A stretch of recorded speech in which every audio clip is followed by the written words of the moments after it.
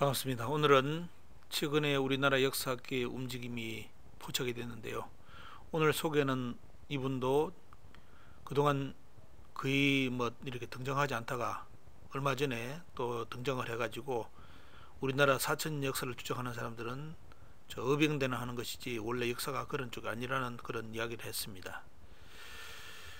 이번에는 부산에 가서 인문학 강좌를 했는데 중국의 동북공정을 옹호하는 발언을 했습니다. 만리장성이 북한까지 왔을 수 있다는 강의를 했는데요. 자, 박찬호 기자의 자료를 제공받아서 그 내용을 여러분들께 소개해 드리겠습니다. 이 교수는 서울대 사학과 교수면서요. 여러분들 명예교수로 아마 노 교수 하면 대부분 역사학에서 유명한 교수로 인정받고 있습니다. 이분이 이번 부산에 가서 인문학 강좌를 하면서 고조선의 성립 시기에 대해서는 부정확성을 이야기하면서 쉽게 말하면 단군 고조선에 대해서는 인정을 하지 않는 발언을 했습니다. 그리고 이제 하가점 하청 문화, 상청 문화에 대한 여러분들 아마 기본적인 학술 내용을 알고 있을 건데요. 여기서 고조선 문화 영입과 관련된 하가점 하청에 대해서는 논외를 하고요. 하가점 상청에서 비파형 동금이 전파된 걸로 이야기를 했습니다. 저 보시는 사진 보시면 지금 저기에 등장하는 사진이 중국의 동북공정 사진입니다. 만리장성이 북한까지 왔다고 그린 사진인데요. 저 내용을 이야기하면서 강의가 진행되었습니다. 그런데 여러분들 하가점 하청, 하가점 상청에 대해서는 기본적으로 아셔야 되는데요. 구글에 검색을 한번 해보시기 바랍니다. 하가점 하청은 우리나라 고조선 성립 시기와 관련된 문화권입니다. 상청은 저 뒤에 문화권이죠. 그런데 이번에 하청에 대해서는 우리나라 학계에서 아직도 고조선의 성립 시기를 인정하지 않기 때문에 하청을 논의하지 않습니다. 하지만 여러분들이 이 시간을 통해서 정확히 아셔야 될 것은 하가점 하청 문화에 대한 실체를 여러분들께 꼭 전해드리고자 합니다. 자, 요서 지역에 이제 하가점 하청, 하가점 상청은 요서 지역 문화권입니다. 요서 지역의 이제 청동기 문화 시기는 여러분들 잘 아시다시피 기원전 24세기, 지금부터 약 4,400년 전후의 이제 문화가 하가점 하청 문화인데요. 그 이후로 하가점 하청 문화가 무너지면서 그 다음 전개되는 것이 동쪽으로 위영자 문화입니다. 그리고 서쪽으로 바로 하가점 상청 문화가 진행되는데요. 여러분들 잘 아셔야 될 것이 하가점 하청 문화를 기성한 문화가 위영자 문화고 이 위영자 문화를 기성한 문화가 능한 문화입니다. 이 능한 문화에서 여러분들이 잘 아시는 비파형 동금 문화가 나옵니다. 노 교수가 언급한 하가점 상청 문화는 비파형 동금 문화가 아닙니다. 보면 말 그대로 하가점 하청 문화의 연계성으로 본다면 이 교수는 위영자 문화, 능한 문화를 이야기하면서 하가점 하청 문화를 이야기하면서 비파형 동금 문화를 이야기해야 되는데 하가점 상청 문화 속에서 비파형 동금 이야기를 했습니다. 잘못된 고고학 상식입니다. 자, 여러분들 여기서 잘 아셔야 될 게 고조선의 문화권을 이야기하는 하가점 하청 문화는 위영자 문화와 능한 문화를 기통으로 해가지고 비파형 동금 문화가 나왔습니다. 하가점 상청 문화는 하청 문화와 다른 문화로 이제 평가되는데 이런 내용을 우리 국민들이 모르기 때문에 하가점 하청에서 이렇게 연결된 문화, 위영자 능하에서 비파형 동금이 나왔다고 이야기하지 서쪽에 하가점 상청에서 비파형 동금이 나왔다는 것을 논리를 편다면 약간의 상식 이하의 그런 논리입니다. 자, 여러분들이 여기 관련된 내용을 아시려면 요서 지구의 청동기 시대의 문화라는 복기대 교수의 논문을 여러분들 한번 검색해 보시고요. 물론 중국어로 돼 가지고 대단히 어려울 부분이 있습니다. 여건이 되신 분들은 꼭 한번 확인해 보시기 바랍니다. 자, 고조선 왕감성의 위치와 그 변동이라는 강의를 했는데요. 자, 중요한 거는 요령설도 이야기하면서 재평설을 이야기했는데 여러분들 어디라고 보십니까? 이 학자의 결론은 요령에 왕음성이 있는 것이 아니라 평양에 있다. 아니면 요령에 있던 것이 평양으로 이동했다. 지금 우리나라 역사학계는 이걸 벗어나질 않습니다. 결론은 지금의 북한 평양에 낙랑군이 있었다는 겁니다. 그 논리를 이야기하는데요. 이번에 그 강의도 이 틀을 벗어나지 않았습니다. 자, 연진장성에 대한 사진을 보여줬고요. 연나라 진나라 장성에 대한 유적이 보여주면서 저것이 우리나라 한반도로 들어왔다는 논리를 만들어내죠. 똑같은 논리가 여러분들 송호정 교수의 논리입니다. 송호정 교수는 연나라 장성이 우리나라 북한까지 온 걸로 살짝 이야기를 합니다. 그런 내용은 여러분들 인터넷 검색해 보시면 자료 검색이 될 겁니다. 자, 이번에 노 교수는 북한의 영변 고성리에 있는 이렇게 성벽을 이야기하면서 저것이 만리장성이 아니냐 한번 검토해 봐야 된다는 그런 논리로 이야기를 했습니다. 논리로 이야기한다는 자체는 인정하는 거죠. 보면요. 자, 이렇게 논리를 주장한 사람들의 역사적 배경을 설명해 드리겠습니다.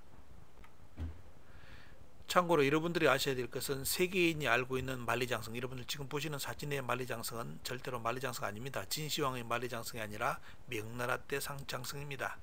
그런데 지금 상식이 저것이 진시황의 만리장성으로 전 세계에 알려졌는데 잘못된 거죠. 여러분들이 보시는 저 만리장성은 명나라 때 장성임을 정확하게 아셔야 됩니다.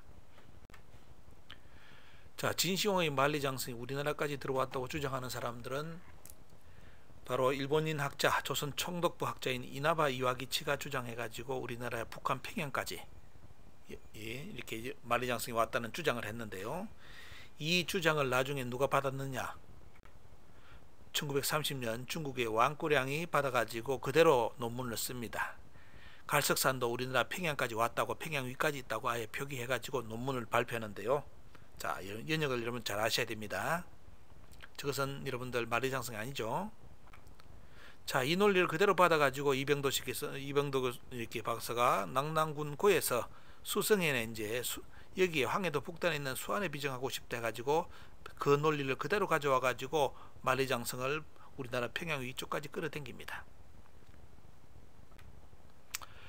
그 노력 덕분에 지금 중국의 만리장성은 여러분들 보시면 전 세계에 어떻게 도배되고 있느냐, 북한까지 왔다고 아예 도배돼 가지고 동북공정 이후로 아예 완전히 도배가 된 상태입니다. 이번에 노 교수가 만리장성 황해도서를 다시 주장한 근거는 뭐냐? 중국의 동북공정에 대해서 저항할 의사가 없다는 거죠. 그대로 그 논리를 그대로 받아들인 겁니다. 진시황의 만리장성이 우리나라 황해도까지 왔다. 그 연결고리가 나중에 이만조선 한사권 다 연결되는 고리입니다. 다 만들어내는 논리죠, 보면요. 자, 그러면서 이제 최근에 이제 폐기 수준으로 가고 있는 낙랑군 평양설을 다시 불을 지폈습니다. 그 이야기가 뭐냐면 시대도 지난 벌써 거짓말로 드러났던 잘못된 정보라고 알려졌던 바로 역도원의 어떻습니까? 수경주 기록을 가지고 또 어떻습니까? 폐수 위치를 또 이야기를 했습니다. 여러분들 잘 아셔야 될 거, 식민사학자들 100%가 이 수경주를 이용하면서 장난을 칩니다. 그리고 우리나라 여기에 대한 자료를 잘 모르는 분들은, 오해를 하는 분들은 또 역도원의 수경주를 인용하는데요. 여러분들이 역도원이 인용한 폐수 위치는 고구려 사람들한테 물어보기 때문에 이거는 그 폐수 위치의 원본이 아닙니다. 원래 폐수는 여러분들 보시면 북경 쪽에 있는 것이 폐수입니다. 그런데 역도원이가 나중에 헷갈려 가지고 어때요? 고구려 사람들한테 물어보고 여기에 고구려 사람들이 말하는 폐수가 진짜 폐수인 줄 알고 썼는데, 그러면서 수경의 기사가 잘못됐다고 이렇게 써버리죠. 요걸 지금 우리나라 학자들이 인용하면서 북한 평양이 지금 낙랑군이 있다고 주장하는 논리가 만들어집니다. 하지만 여러분들 역사의 사실, 문헌을 앞뒤를 비교하면 역도원의 이 내용은 잘못된 기사로 판명이 났습니다. 자, 그러면서 이제 낙랑고본에 출토된 호구부 논어가 진짜라고 또 주장을 해가지고 저렇게 강의를 했습니다. 평양에 낙랑군이 있었다는 주장을 했고요. 자, 1910년 조선 총독부가 주장한 그대로 점재인 신사비를 또 가지고 저기가 낙랑군이라고 주장했습니다. 제 유튜브 보시면 다 조작된 걸로 드러났고, 저 글도 현대의 글로 쓴 걸로 다 이렇게 드러났습니다. 제 유튜브 나중에 소개해드리겠습니다. 자, 낙랑고본은 여러분 아시는 우리나라 국보를 만들었던 바로 낙랑의 유물이라고 그렇게 자랑하면서 국보까지 만들어놓은 저 바클, 흑띠가 낙랑군의 유물이 아니라고 밝혀졌죠. 흉노의 유물로 밝혀졌는데, 그런데도 이 양반의 논리는 자, 어떻게 합니까? 자기들이 지금까지 저것이 낙랑군 유물에 주장해놓고 아닌 걸로 발표나니까 어떻습니까? 아, 저것은 흉노의 유물인데 어디에? 아, 교역의 산물로서 무덤에 묻혔다. 이렇게 하면서 낙랑군이 있다고 또 주장을 합니다. 똑같죠? 옛날에 이제 말이 달라진 것이 뭐냐? 옛날에 낙랑군 유물이라 해가지고 우리나라 국보로까지 만들어놨는데 아니라고 하니까 어떻습니까? 흉노와의 교역을 했다라고 이렇게 장난을 칩니다. 우리나라 학자들 잘 보시기 바랍니다. 여기에 관련된 최신의 정보는 여러분들 제 유튜브에 올려놨습니다. 뭐 좀 많이 보셔야 되는데 8,000명밖에 안 봤네요. 여기에 들어있는 정보는 진짜 수백만이 보더라도 아깝지 않는 최근의 모든 낙랑군에 관련된 자료를 뽑아가지고 유튜브 만들었는데, 이런 데는 대부분 관심이 없고 뻥치는 소리나 많이 하면 우리나라 사람들 역사 유튜브 들어가 보니까 20만 30만을 보고 있더라고요. 그런 정신으로는 동북공정 대응 못합니다. 자, 이런 상황까지 여러분들 이 유튜브 반드시 보셔야 됩니다. 최근에 모든 자료를 실어 가지고 평양 낙랑군에 대한 진실을 여러분들께 전해드렸습니다. 자, 이 노 교수가 부산에 가서 이제 강의한 강의 결론은 이겁니다. 개꿀이 3년 묵어도 황무가 되지 않는다.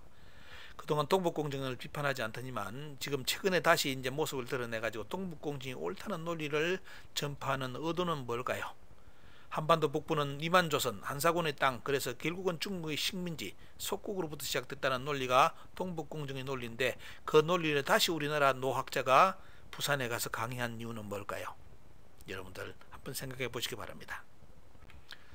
유튜브 제작에 도움 주시는 분들께 감사드리고요. 메일로 여러분들 의문이라든지 중요한 자료 있으면 보내주시면 유튜브로 제작에 올려드리겠습니다. 항상 같이 뛰고 있는 동지분들께 감사드리면서 오늘도 이 방송이 지금 갑자기 요즘 최근에 이제 움직이기 시작하는 우리나라 역사학계의 동향을 여러분들께 소개하는 중요한 자료로 인식될 수 있게끔 많은 분들에게 전파를 부탁드립니다. 감사합니다.